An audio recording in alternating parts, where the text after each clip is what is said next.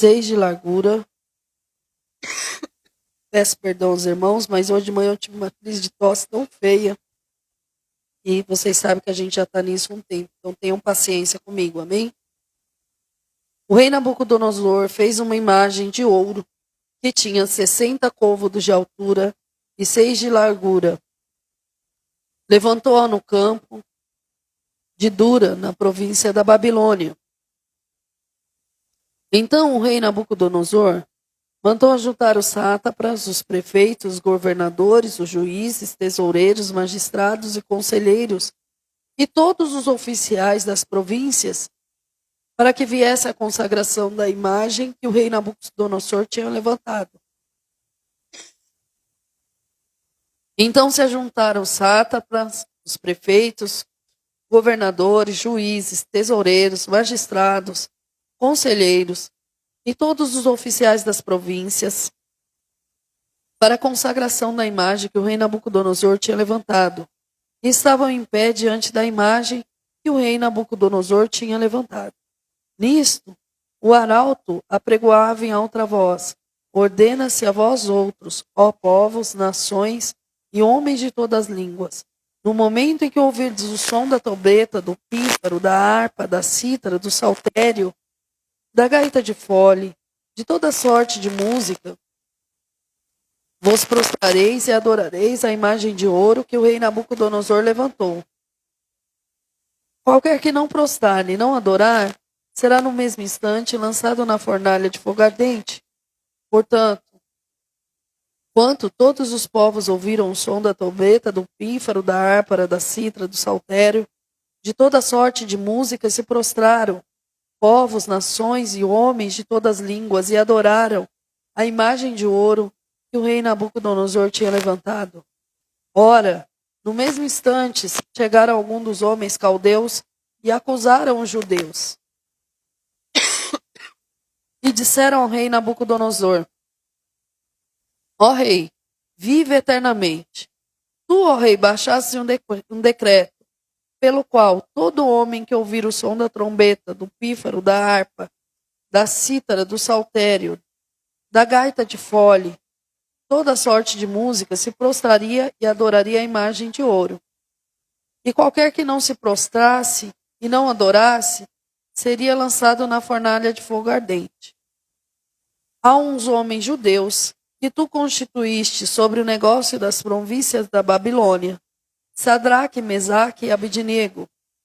Estes homens, ó reis, não fizeram caso de ti e teus deuses não servem, nem adoram a imagem de ouro que levantaste. Então Nabucodonosor, irado e furioso, mandou chamar Sadraque, Mesaque e Abednego. Trouxeram esses homens perante o rei. Falou Nabucodonosor e lhe disse: é verdade, ó Sadraque, Mesaque e Abednego, que vós servis meus deuses, nem adorais as imagens de ouro que levantei? Agora, pois, estáis dispostos, e quando ouvirdes o som da trombeta, do pífaro, da cítara, da harpa, do saltério, da gaita de foles, prostai-vos e adorai a imagem que fiz. Porém, se não adorardes, serei o mesmo instante lançado na fornalha de fogo ardente. E quem é o Deus que vos poderá livrar das minhas mãos?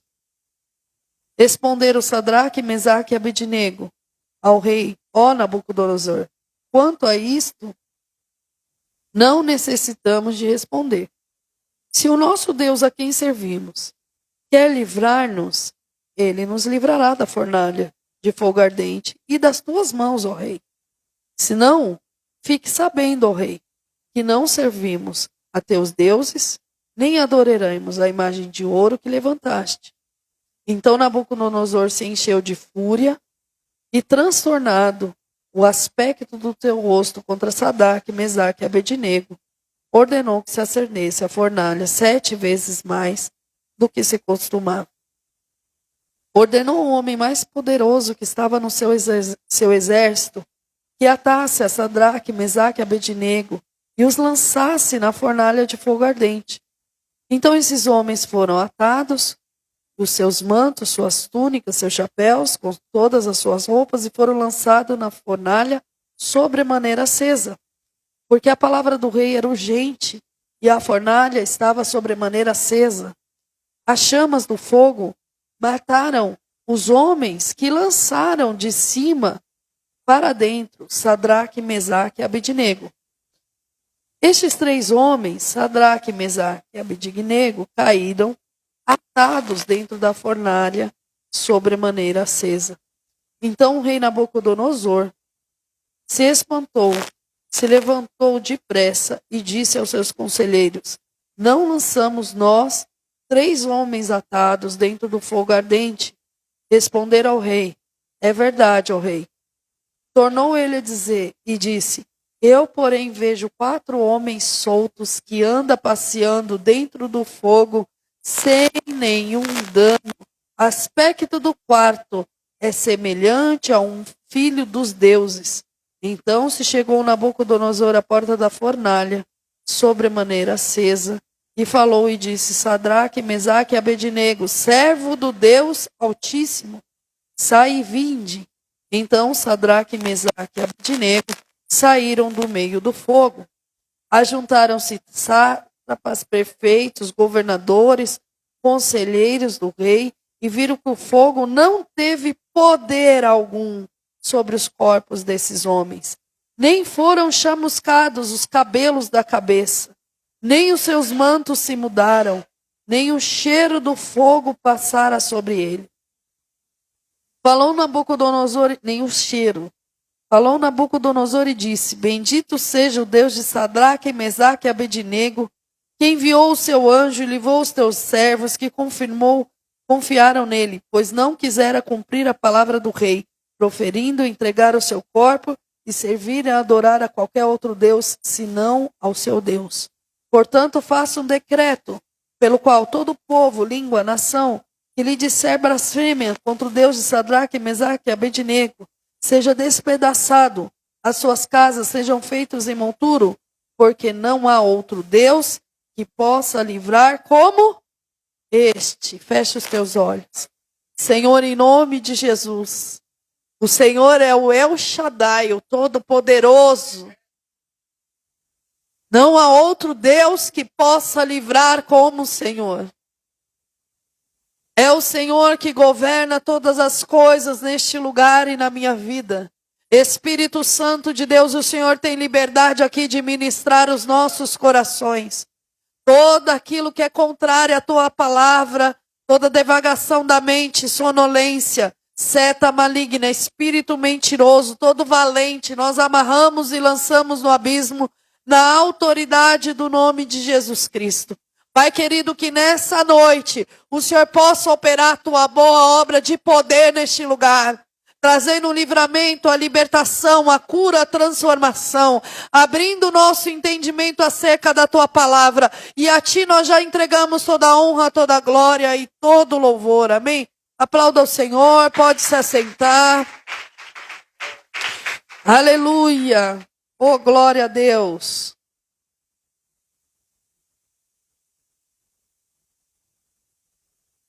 Aleluia. Amém? Nós lemos aqui o texto muito conhecido de muitas pessoas, onde Nabucodonosor constrói uma estátua de ouro para si mesmo, para ser glorificado, para ser adorado, para ser exaltado entre os povos. Onde ele decreta e ele diz que todos deveriam se prostrar diante da imagem. Aquilo era uma ordenança, uma imposição.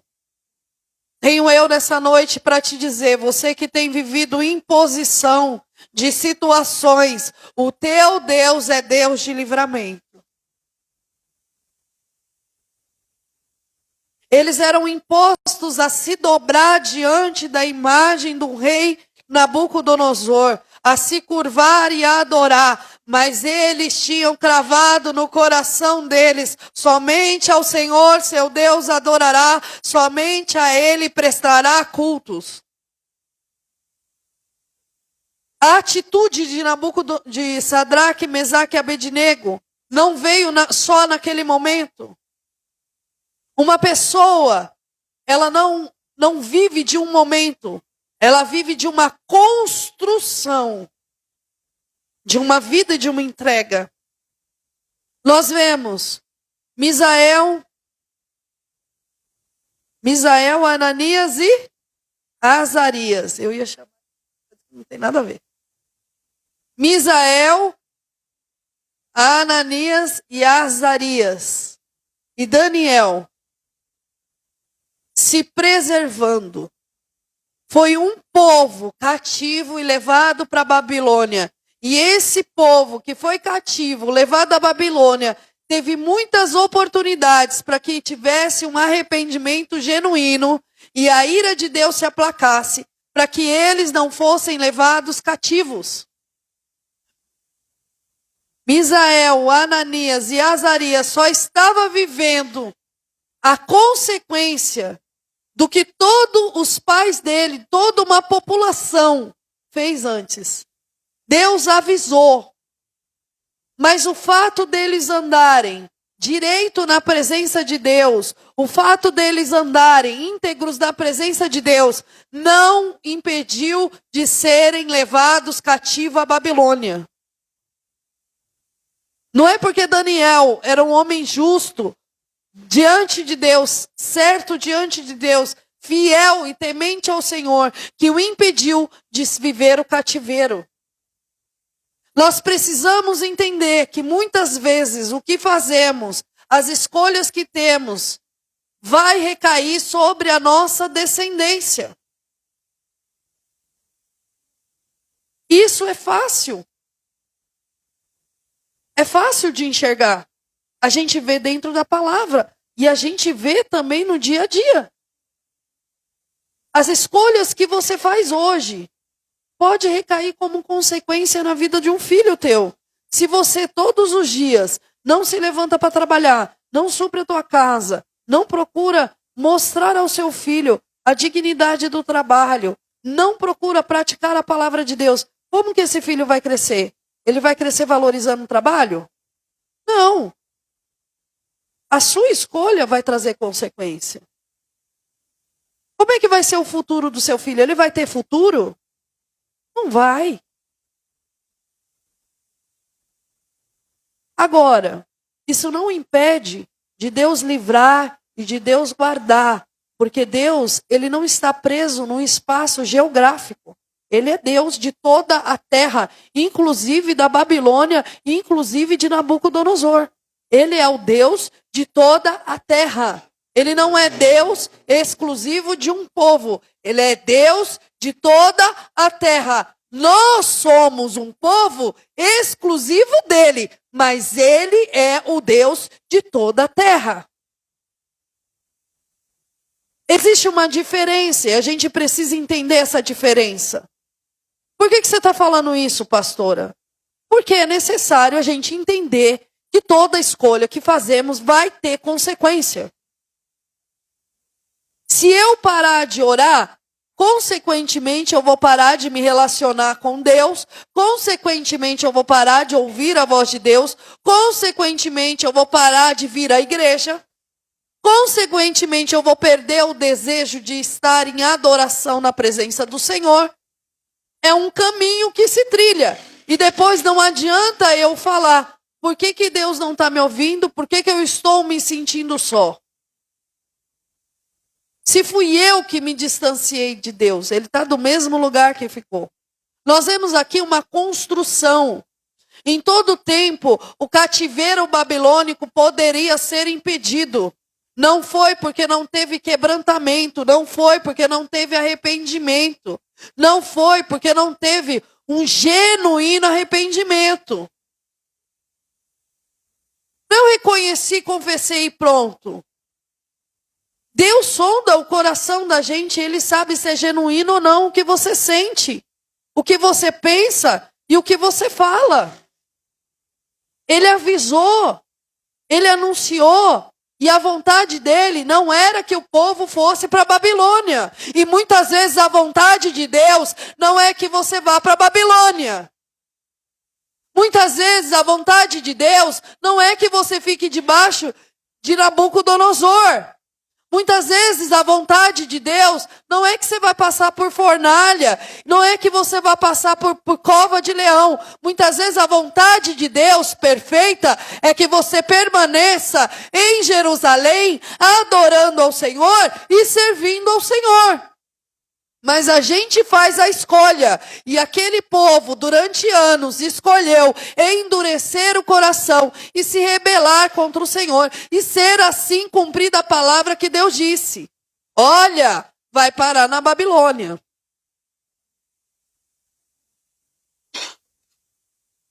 Olha, vocês vão ser levados cativos à Babilônia. Babilônia não é meu lugar. Babilônia pode ser lindo. Babilônia pode ser a maior potência da face da terra. Babilônia pode ter as maiores oportunidades. Mas a Babilônia não é o meu lugar. O meu lugar é a terra prometida que Deus prometeu a Abraão. Era isso que o povo deveria pensar. O seu lugar é estar no lugar que Deus te colocou. Então não adianta você querer fazer uma fuga para que você viva o que você acha que você vai viver. Porque muitas vezes a gente é assim, a gente projeta coisas para viver. E a gente fala, não, tá dando tudo certo, então Deus está num negócio. Não, Deus está deixando você ir. Vamos ver até onde vai. Por quê? Porque Ele já falou. Ele já direcionou. Quando a gente olha aqui, nós olhamos para um Misael, Azarias, Ananias? Misael, Ananias e Azarias. Se eu tiro da ordem, eu esqueço o nome do povo. Misael, Ananias e Azarias. Nós vemos ali uma construção de uma vida com Deus. Não é só ali que ele não se dobrou. Ele não feriu os princípios. Eu não vou me contaminar. O problema não é a comida. O problema não é o vinho. O problema é o ambiente. É a contaminação que se dá no ambiente. Eles foram levados para a Babilônia. Foi-se apresentado as melhores comidas da terra na época. Mas eu não vou me contaminar nesse ambiente. Eu preciso saber que alimento é esse que eu estou provando. Eu vou me resguardar para o Senhor. Eles tiveram um tempo de consagração diante de Deus, sendo supridos e alimentados pelo Senhor, para não entrar na mesma situação que muitos ali na Babilônia estavam, porque não era somente 4 judeus levados cativo. Para a Babilônia não só foi 4, foi um povo. E diante de um povo, 4 não se dobraram. Diante de um povo, 4 determinaram não comer das finas iguarias do rei. Diante de um povo, 4 permaneceram orando ao Deus Altíssimo, Criador dos céus e da terra. Entende que é uma construção, um fortalecimento para no dia que vem a sentença, você permanecer de pé. Mas se você não tiver essa construção ao longo da sua vida, no dia que Nabucodonosor decretar, você se prostra. Se eles não tivessem construindo uma vida com Deus, guardando princípios espirituais, entrega na presença do Senhor, naquele dia eles poderiam olhar e falar a seguinte frase: Deus entende. Deus sabe que hoje eu preciso pagar o meu boleto, Ele entende. Deus entende, Ele sabe que hoje eu preciso ficar aqui em casa. Deus entende. Entender, Ele entende. Concordar é diferente. Entender, Ele entende. Te dar aval é outra coisa.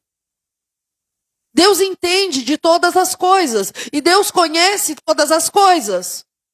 Te dar aval para fazer o que você quer é outra coisa. A convicção deles em Deus era tamanha que não importava. Você quer me jogar na fornalha? Pode me jogar. Se eu tiver que morrer, eu vou morrer, porque a minha vida já não é minha, ela é de quem? É de quem? A vida deles era de Deus. Mas muitas vezes nós estamos num ambiente onde a sua vida é sua vida. Só é de Deus quando você precisa que Ele entre e resolva problemas seu. Que você criou. Ou a sua vida é de Deus, ou a sua vida é sua. Ou Deus direcionou e vai direcionar do começo ao fim, ou você vai direcionar. E se você direcionar, você vai colher a consequência das direções que você fez, das atitudes que você fez. Se eles tivessem se prostrado ali, o que seria diante de Deus? Porque Deus sabia o entendimento que eles tinham aberto. É semelhante àquele que é constituído e continua brincando na presença de Deus. Deus sabe o entendimento que você tem acerca da palavra. Se você continua se prostrando diante do Deus dessa terra, não pense você que não haverá consequências.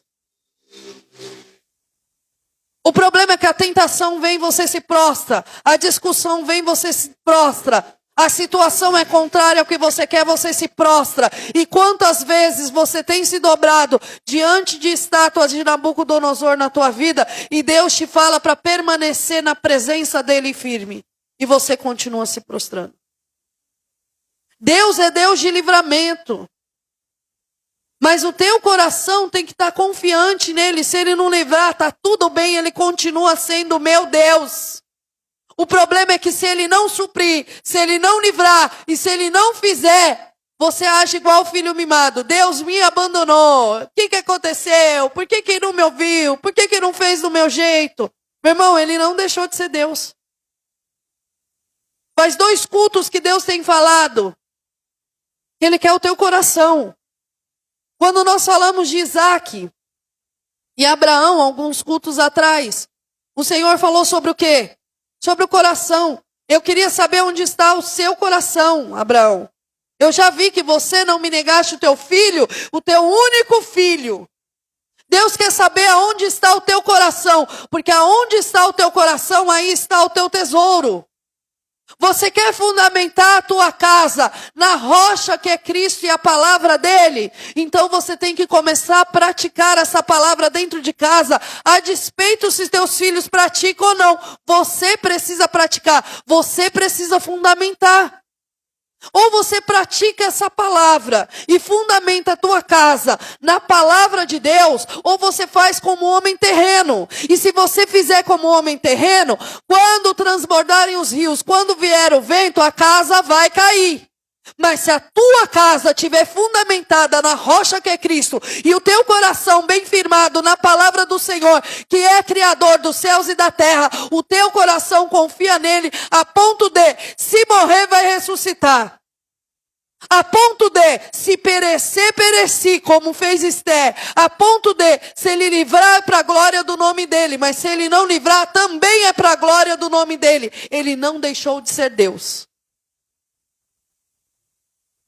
Eles não tinham expectativa se ia sair vivo ou não. Eles falaram, se Deus quiser, se for da vontade dele, ele nos livrará. Olha o nível de desprendimento, de entrega que o Senhor tem pedido para nós nesses últimos domingos. Se Deus transformar o teu casamento, ele é Deus. E se ele não transformar, ele continua sendo o Deus da sua vida?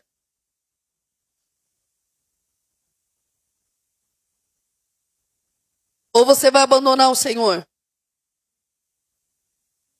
Olha o tamanho do poder e da autoridade que Deus tem. Não importa se você está na Babilônia. Não importa se quiseram acabar com a tua identidade te chamando de Sadraque, Mesaque e Abednego. Você continua sendo Misael, Azarias e Ananias. A sua identidade é aquela que Deus te colocou e não que a Babilônia te entrega. Satanás quer destruir a tua identidade. Satanás quer destruir os princípios espirituais na sua vida. Deixar ele destruir ou não cabe a você. Escolher edificar a sua casa com o braço da tua carne, trazendo somente o suprimento e com toda a filosofia humana, é uma escolha sua. Escolher edificar a tua casa na prática da palavra, os teus filhos enxergarem você sendo levado pela palavra e pelo Espírito, sendo conduzido pelo Espírito, aplicando no dia a dia, é uma escolha sua. É isso que vem o Senhor acrescentando e reacendendo a chama em nós. É por isso que a gente olha para a parábola das 10 virgens. 5 eram prudentes e 5 eram o quê? Nécias, imprudentes, loucas. Por quê? Porque não buscar o azeite reserva. Você precisa de azeite para você e você precisa de azeite reserva para esses últimos tempos. O teu Deus não mudou, mas a tua parte, de novo, a sua parte é sua, Ele não vai fazer por você. Quinto culto que eu estou falando isso. A sua parte sempre vai ser sua. E se você não fizer a sua parte, Ele vai continuar esperando você fazer a sua parte. Crer é a sua parte. Confiar é a sua parte. Ter uma entrega genuína e absoluta é a sua parte. Ele não vai fazer isso por você. Ele não vai te obrigar a servi-lo. Ele não vai te obrigar a crer nele. Eu não vejo Cristo obrigando ninguém a nada. Eu vejo Cristo dizendo assim, se quiser, segue-me. Não, não quero, então fica. Eu vejo um Cristo que fala, quer ser curado? Porque tem gente que não quer ser curado. Você quer ser curado? Então toma o teu leito, levanta e anda. Levantar e andar, ninguém foi lá, ele não fez um ritual. O problema é que a gente está acostumado a ritual. Ele não pegou óleo, não botou a mão na cabeça, não cuspiu no lodo de novo. Presta atenção. Bastou uma palavra. Tem coisa na tua vida que Deus já liberou. Palavra e direção. É só caminhar. Mas você que insiste em retroceder. É só caminhar. A palavra já está liberada sobre a tua vida. Pega o teu leito, levanta e anda. O que te falta é fé para tomar o teu leito, levantar e andar. O que te falta é fé para sair do barco e começar a andar. O que te falta é fé e autoridade de Deus para ter a entrega genuína na presença dele e dizer, se perecer, pereci, mas eu creio que ele é Deus dos céus e da terra. Ele continua sendo Deus. Mas enquanto o tua entrega, o teu servir, a tua esperança, o teu renovo, tiver preso e refém de uma situação. Eu sinto muito em te informar, mas isso é o Nabucodonosor da tua vida.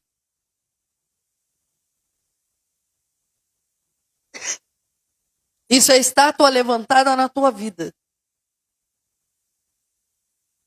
Se para você só tá bom se estiver vivendo daquele jeito, por exemplo, não, só vai estar bom o dia que o meu marido for um marido gentil, orar 3 vezes ao dia igual Daniel, ensinar o sacerdócio dentro da minha casa, trazer a alimentação dentro da minha casa.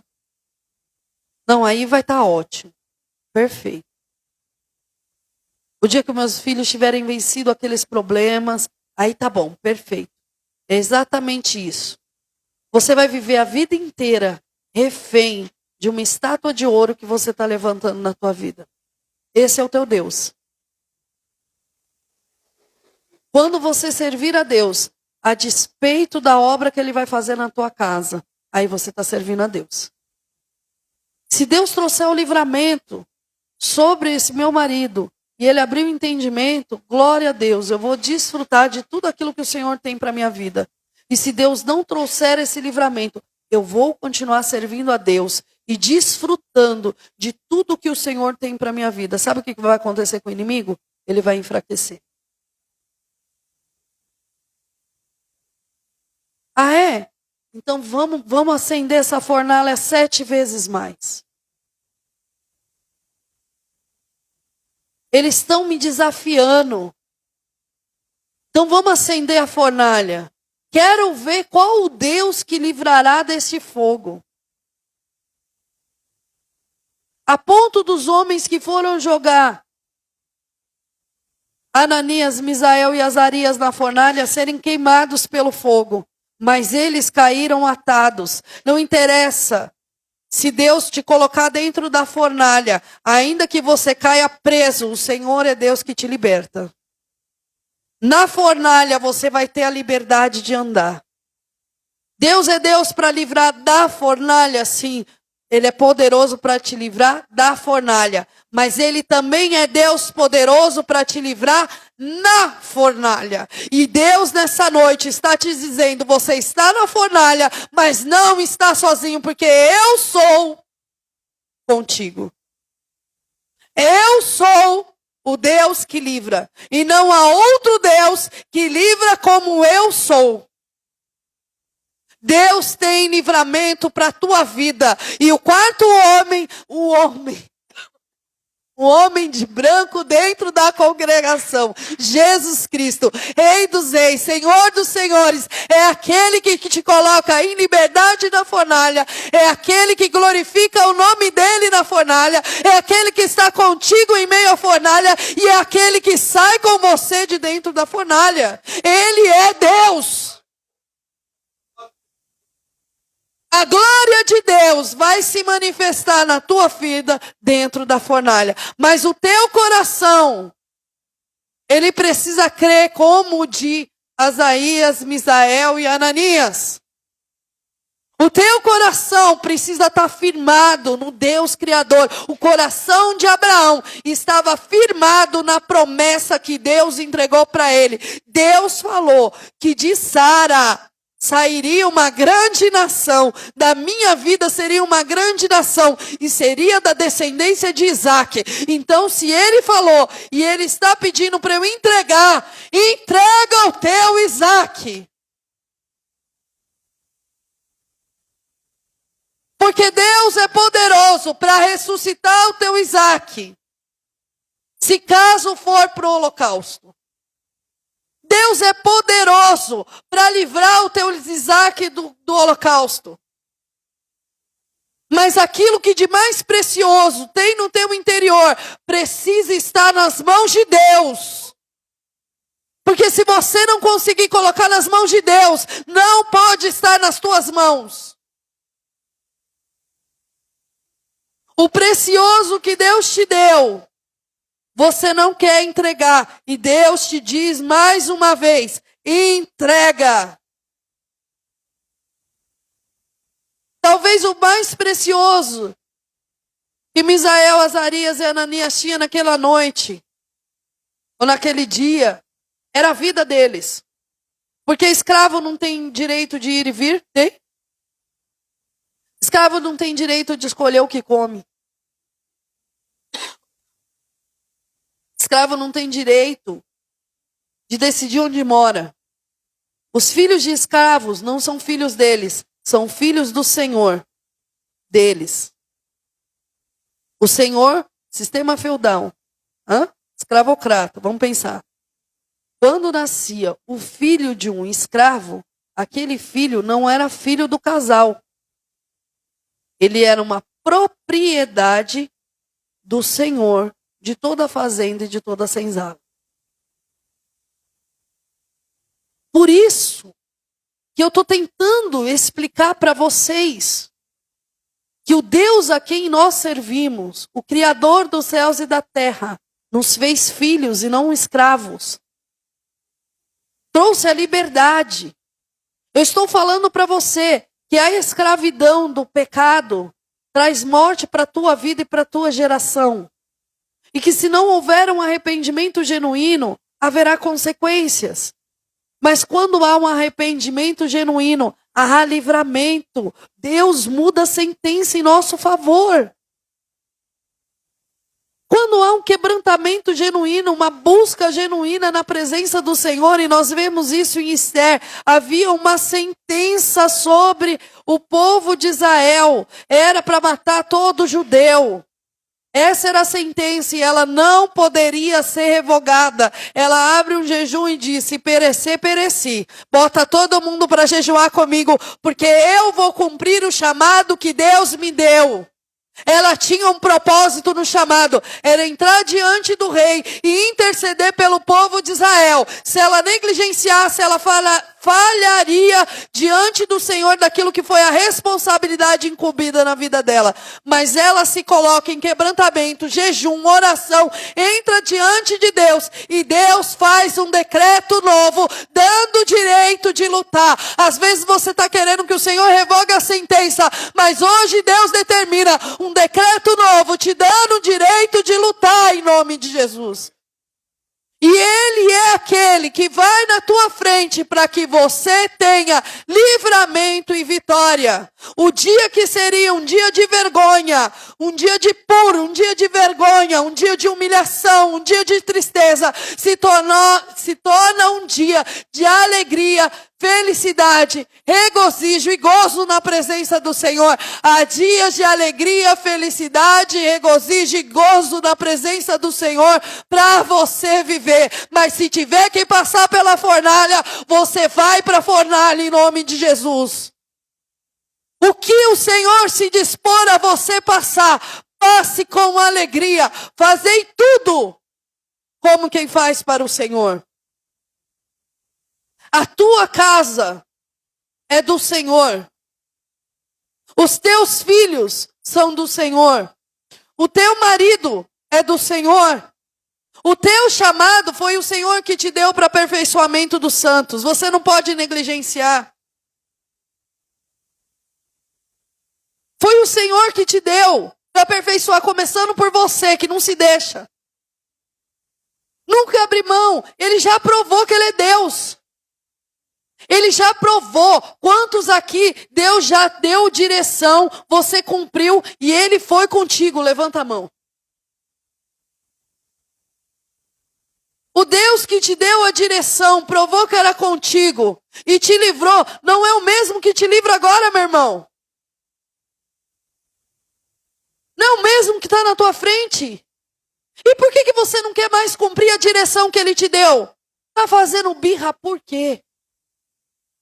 Cuidado! Deus não tem... Olha, isso eu ouvi uma vez na minha vida, eu fui entender de uma forma muito difícil. Deus não tem filho mimado.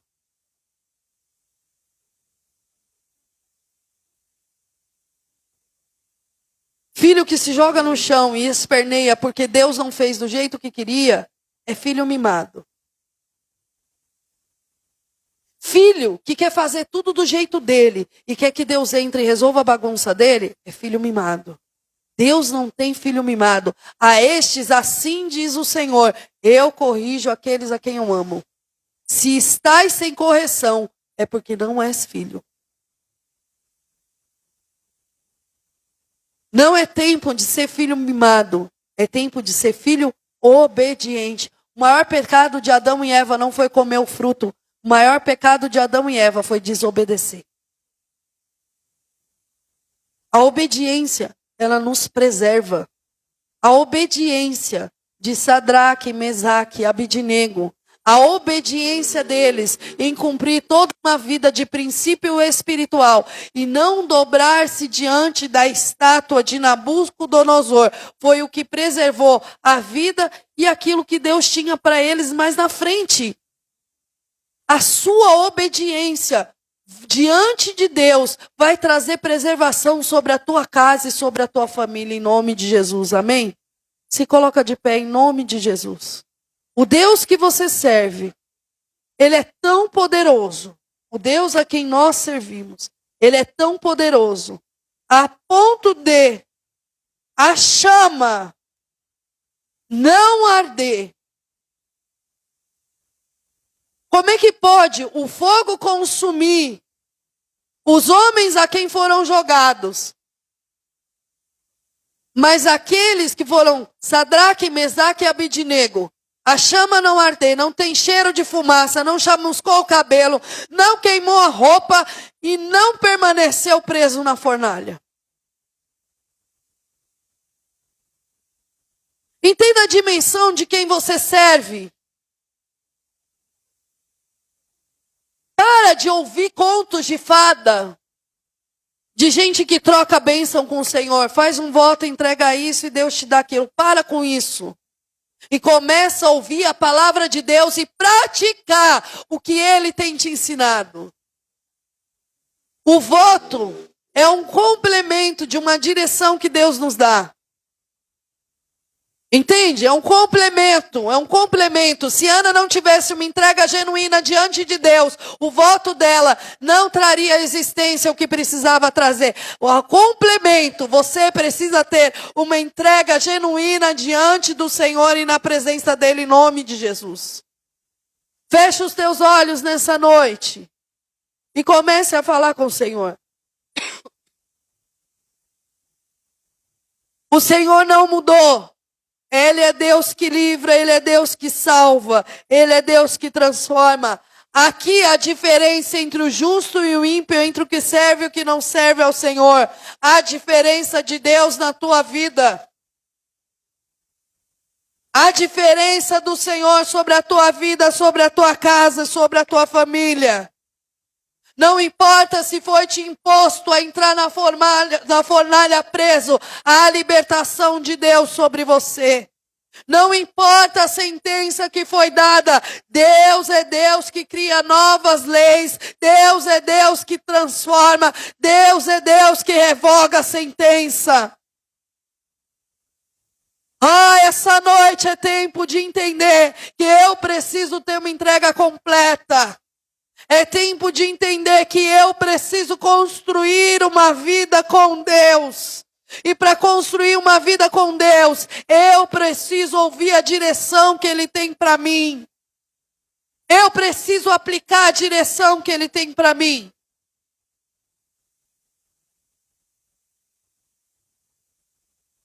Você que tem ouvido muitas vezes a direção que o Senhor te deu. E você tem resistido de aplicar o que o Senhor te deu como direção. Eu quero te convidar a vir aqui nessa noite, aqui na frente.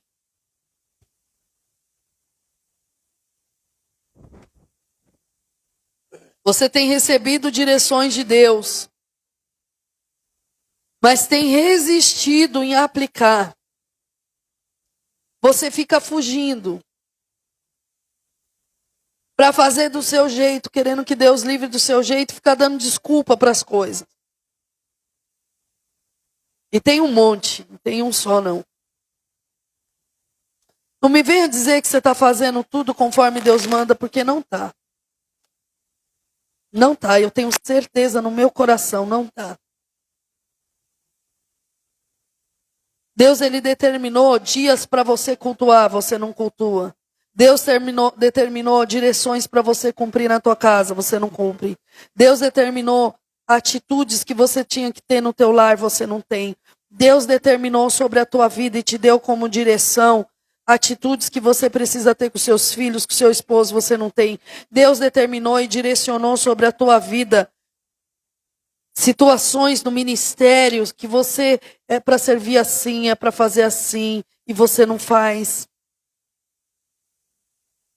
Deus direcionou posicionamentos para você ter dentro da tua casa que você não tem, no teu trabalho que você não tem, na tua família que você não tem.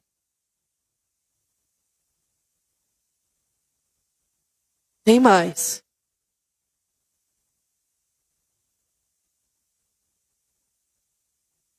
Você vai vir ou vai voltar com o seu problema para casa? Depois não vem de falar que a culpa é da pastora, tá? A culpa é da igreja.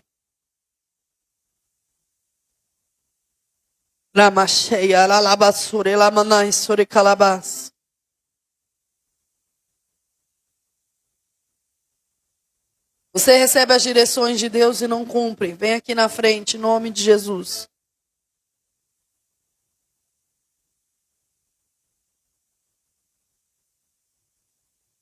Irmão, você tem a oportunidade hoje de ficar como você está. Se foi dada uma palavra, isso significa que é aquilo que eu estava falando antes da reunião. Sempre tem um questionamento. Toda direção que Deus me dá, sempre tem um questionamento. Caramba! Todas as vezes. Não, é porque eu aprendi dessa forma, eu aprendi desse jeito, mas o Senhor, Ele é Deus de caminhos, Ele é Deus de fazer abrir mar aonde não tem, abrir caminho onde não tem, no meio do mar.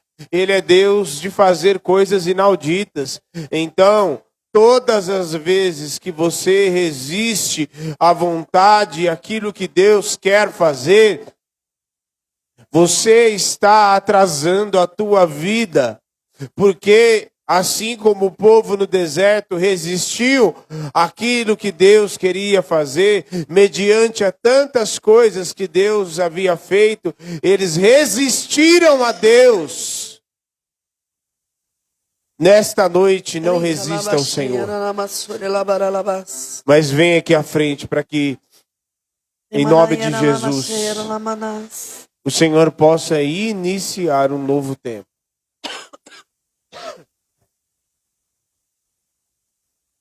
Sabe qual é o problema, irmão? É que lá no catolicismo eu ia na igreja uma vez por semana. E a minha entrega era uma vez por semana, para eu sentir algo bom e voltar para minha casa.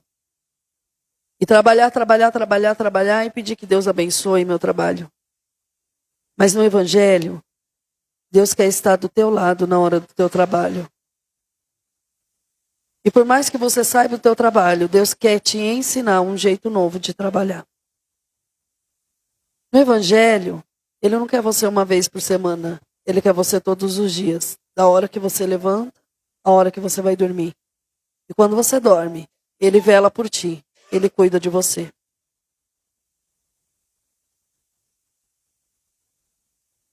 Não é tempo mais de viver com a religiosidade. Deus te deu direções e você não cumpre. Deus te deu a direção de você consagrar o dízimo e a oferta. E olha, diante de Deus, com muito temor eu vou falar. O dízimo é R$1.000, você entrega 100. Estou dando um exemplo, tá? Você não entrega conforme aquilo que Ele falou para você entregar. Deus te deu a direção de você entregar uma oferta de uma determinada forma específica e você entrega do seu jeito, não do jeito que Ele te falou para fazer.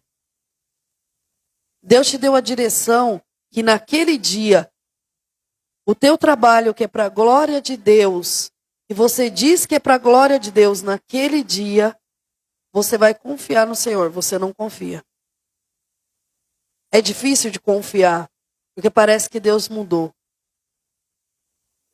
Parece que tem que ser do seu jeito. Não adianta você querer falar, dizer.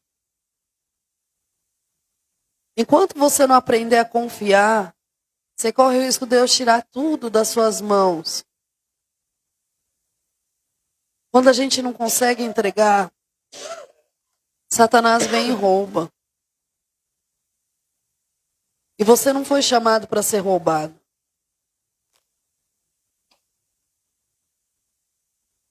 Você que tem dificuldade de confiar. Confiar na direção que Deus te deu. Confiar na entrega. Confiar no cumprimento. Se eu fizer isso, você fica assim, se eu fizer isso, como vai ser aquilo? Se eu fizer isso, vai acontecer aquilo. Isso é dificuldade de confiar. Eu estou te convidando a vir aqui na frente. Não é confiar em mim. Confiar naquilo que o Senhor já te deu como direção.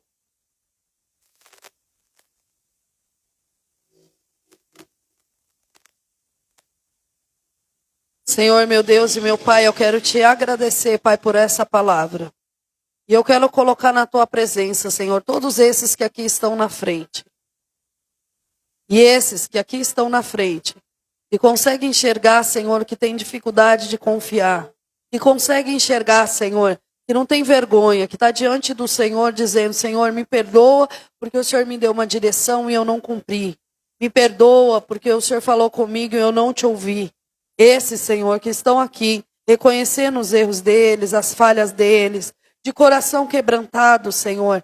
Eu peço que o Senhor venha, o Senhor é o bálsamo, um socorro bem presente em meio à angústia. O Senhor é aquele que entra, Pai, transformando todas as coisas. O Senhor é aquele que é poderoso para transformar uma maldição em bênção. Nós sabemos, Senhor, que Daniel, assim como Ananias, Misael e Azarias, estavam lá na Babilônia, mas eles não viviam como escravo, porque o Senhor trouxe liberdade sobre eles. A liberdade deles estava no Senhor, porque o coração deles estava no Senhor.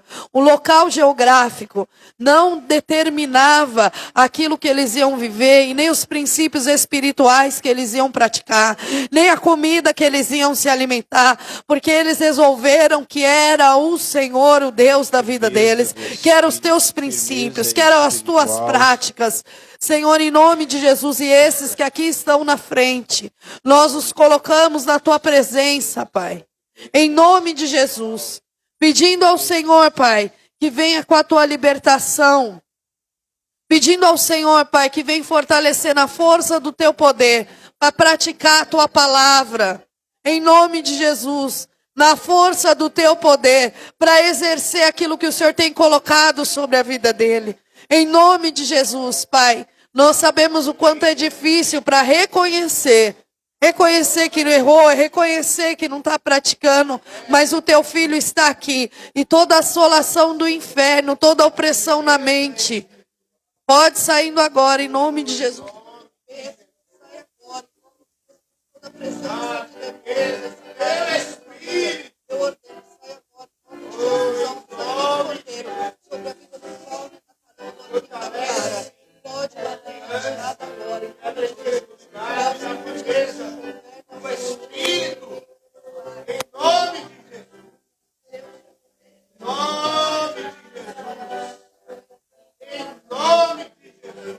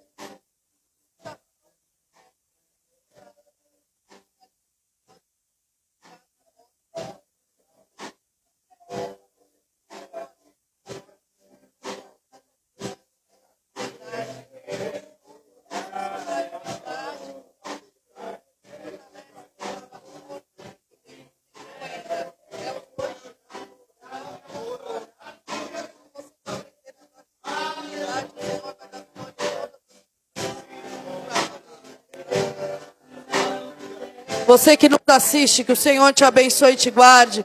Que o Senhor resplandeça seu rosto sobre ti e tenha misericórdia de ti. Que a rica consolação do Espírito Santo da promessa seja sobre a tua vida, a tua casa, a tua família. Em nome de Jesus, Deus te abençoe.